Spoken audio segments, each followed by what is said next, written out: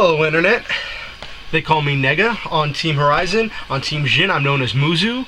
This is me with my deck profile and my tournament report for this last Locals.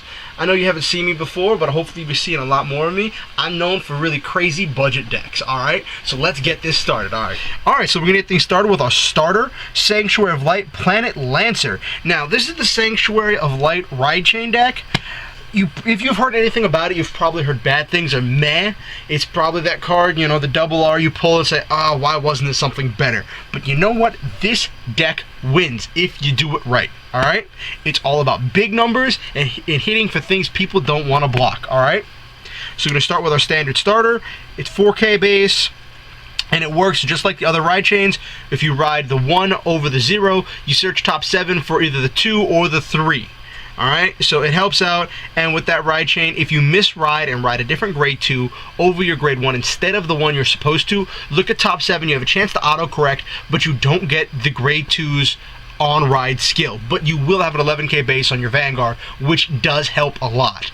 Though nowadays everybody's kind of scaling for 11k bases anyway, so it makes not as much difference as people think it does, alright?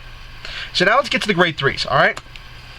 Now, my ideal setup is having 4 of the grade 3 of my ride chain, Planetal Dragon. This bad boy is hilarious. When you ride him, doesn't have to be ridden over the grade 2, but when you ride him at all, Counterblast 2, Superior Call any card with Sanctuary of Light in the name. Which means you get the grade 3, get the grade 2, get the grade 1. The grade 1 is the one you're going to really want, right? He's Limit Break. Limit Break 4. When this card declares an attack at an opponent's Vanguard, all units on your field with Sanctuary of Light in their name get an additional 3k power, which can fix your field. It makes for hilarious columns, and if you have Sanctuary of Light field, every column gets +6. Alright? For free, just for attacking. And you're going to attack with the Vanguard first, because it's a crit deck. You're going to hit numbers no one wants to stop, right? My secondary grade 3 is Sanctuary of Light, Brightness Dragon. I have 3 of one art and 1 of the alternate art. It's a Sanctuary of Light. It's an 11k. Its limit break effect is essentially a easier to use Soul Saver Dragon. It's limit break 4, Counterblast 2, Soul Blast 2. Pick 3 units on the field and they get +5. That's great, that's scary. It's an 11k Sanctuary of Light, so on the rearguard circle, after limit break, if you're sitting on Brightness, this becomes a 14k attacker, which makes great fields really easy. Now, the other thing of why this is in here is its non-limit break skill. Its non-limit break skill is Counterblast 1, Unlock 1. That's right, folks, it is the unlocker. This makes matches with Chaos Breaker hilarious. Oh, cool, you wanted to draw? No, you don't. And that's actually how I won 2 of my matches. Now, for this last tournament, I was testing something different, in which I took out 1 each of these, and I replaced them with 2 Ashleys. Ashley's effect, she's a break ride. Limit break 4, when you ride over her with a Royal Paladin, the Royal Paladin you ride gets +10 in a crit. Very vanilla, very simple, very powerful. I loved the power gain. Do not get me wrong. The power gain was hilarious and it was beautiful. And because I didn't have to always have 2 Counterblast open when I got to grade 3 for brightness, I was able to use some of my other Counterblast skills early game, and I could slow down the game if I wanted to. But the problem was the fact that she doesn't have Sanctuary of Light in the name meant that she had to go. There were so many games I almost lost because she was not a Sanctuary of Light, and very few games where that break ride did anything more for me because my opponent just perfect guarded. And yes, forcing a perfect is great, but you know what? This deck forces perfects anyway. So I cut her, even though I'm borrowing 2 of my friends' Ashley's because I didn't want to buy them if I didn't need them, and this one is SP.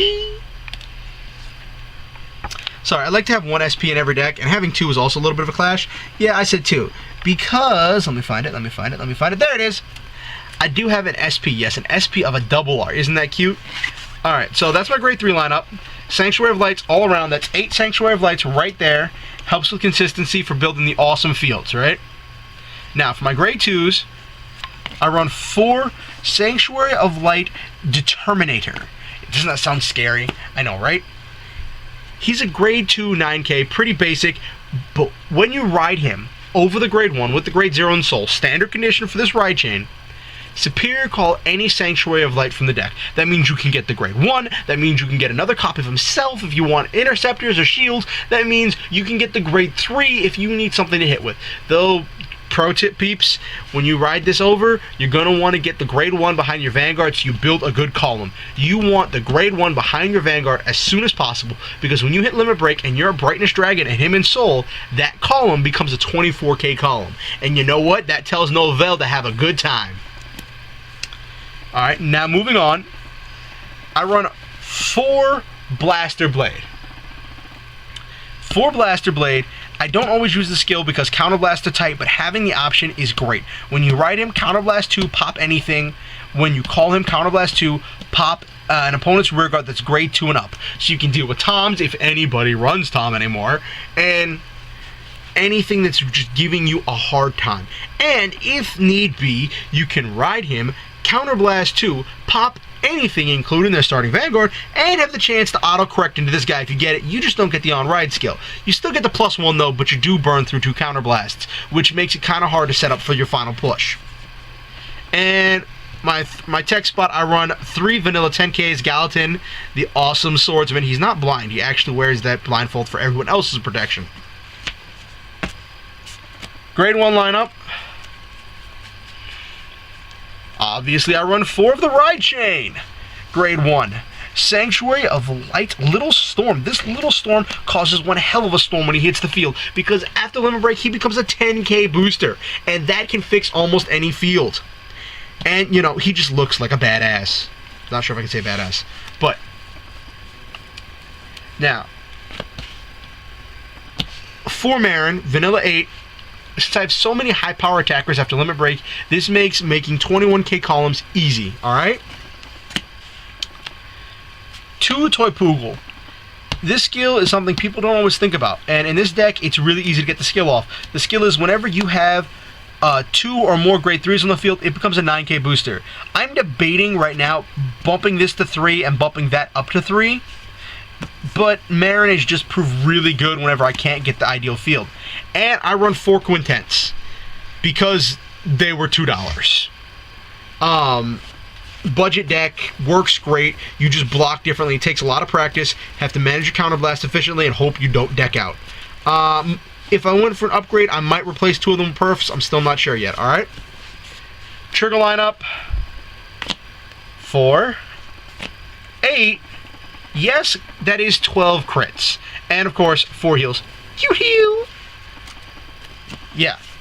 So, 12 crit because the entire point is you make good numbers, no one wants to block. And because no one wants to block them, you need to maximize your chance of crits.